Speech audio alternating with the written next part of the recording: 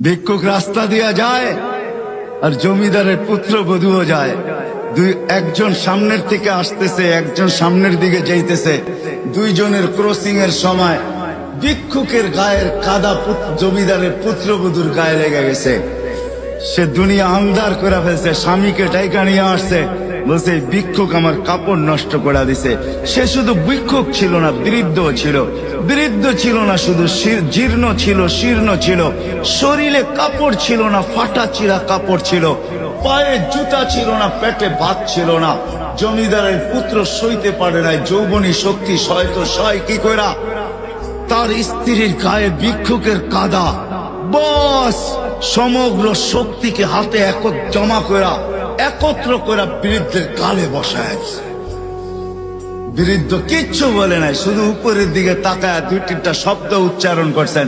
শব্দগুলা হলো ইয়া মাল্লা তারা হলো ওয়ুন, ও আল্লাহ চোখে দেখা যায় না। ও তারা কুল্লা শাই, তুই সব দেখিস। ফারা তারা মা বি, তুই কি দেখিস না আমার সাথে কি ঘটতেছে? এটা কি দেখিস না? বলতে দেরি যুবক, মরতে দেরি হয় না। জমিদার চলে আসছে, প্রতিশোধ নিবে। বৃদ্ধের একদিকে মুস্কি হাসি, একদিকে বলতেছে প্রেমের খেলা এমনই হয়। জিজ্ঞাসা করছে কিসের প্রেমের খেলা রে?